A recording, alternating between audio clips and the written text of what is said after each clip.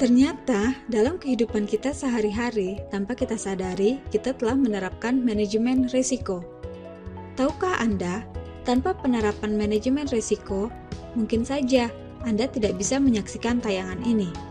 Maka, janganlah manajemen risiko kita jadikan sebagai beban. Ilustrasi penerapan manajemen risiko. Sebagai contoh, seseorang yang memiliki sasaran ingin tidur nyenyak setiap malam secara tidak sadar telah menerapkan manajemen risiko.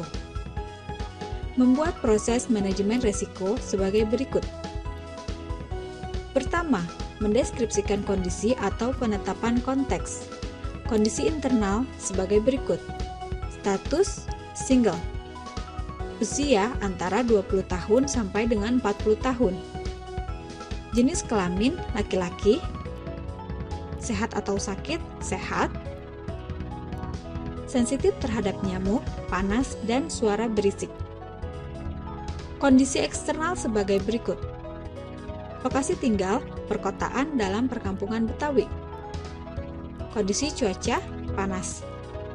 Kondisi lingkungan, berisik, kotor, berbau, berdebu, dan selokan yang tergenang.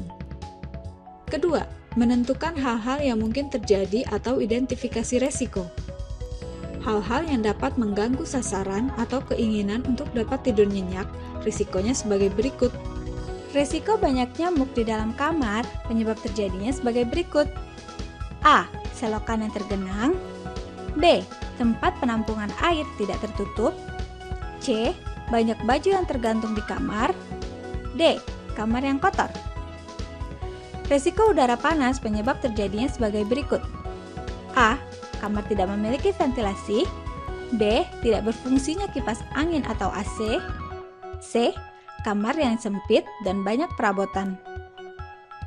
Risiko berisik penyebab terjadinya sebagai berikut. A.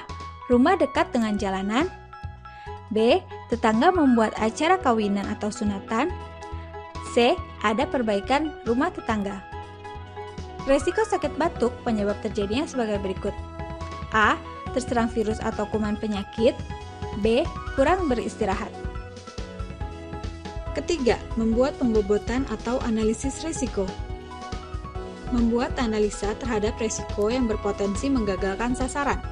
Risiko banyak nyamuk di dalam kamar, analisa risikonya sebagai berikut. A. Faktor penyebabnya banyak, maka tingkat kemungkinan terjadinya tinggi. B. Sensitif terhadap nyamuk, tingkat pengaruh terhadap sasaran tinggi. Risiko udara panas, analisa risikonya sebagai berikut. A. Tingkat kemungkinan terjadinya udara panas rendah. B. Sensitif terhadap udara panas, tingkat pengaruh terhadap sasaran tinggi. Risiko berisik, analisa risikonya sebagai berikut. A. Tetangga jarang mengadakan acara, tingkat kemungkinan terjadinya rendah. B. Sensitif terhadap berisik, tingkat pengaruh terhadap sasaran sedang. Risiko sakit batuk, analisa risikonya sebagai berikut. A. Tingkat kemungkinan terjadinya sakit rendah. B. Tingkat pengaruh terhadap sasaran rendah. Risiko banyak nyamuk di dalam kamar, level risikonya tinggi. Risiko udara panas, level risikonya sedang. Risiko berisik, level risikonya sedang. Risiko sakit batuk, level risikonya rendah.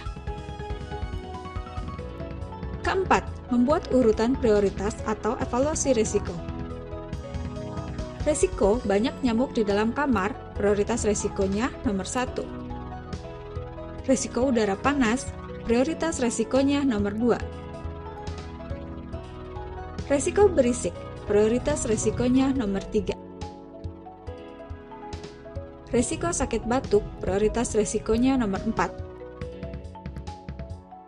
Menurut selera orang tersebut, risiko yang harus dilakukan rencana penanganan adalah prioritas risiko nomor 1 dan 2.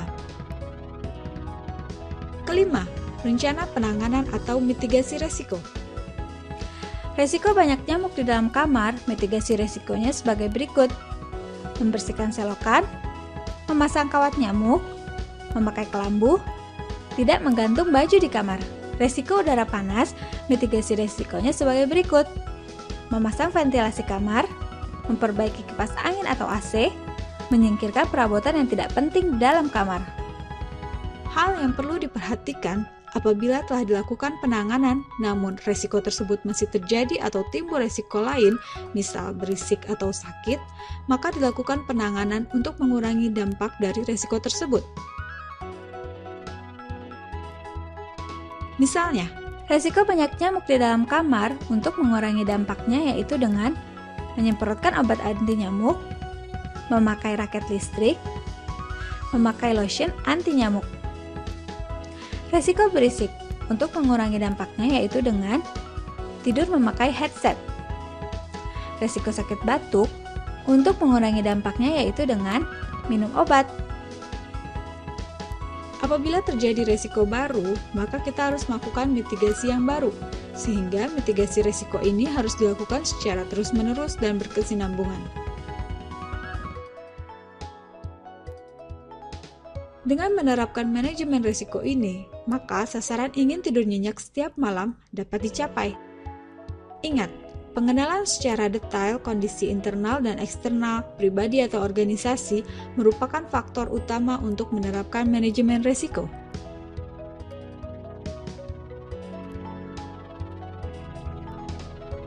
Jadi, tanpa kita sadari dalam kehidupan sehari-hari, kita telah menerapkan manajemen risiko.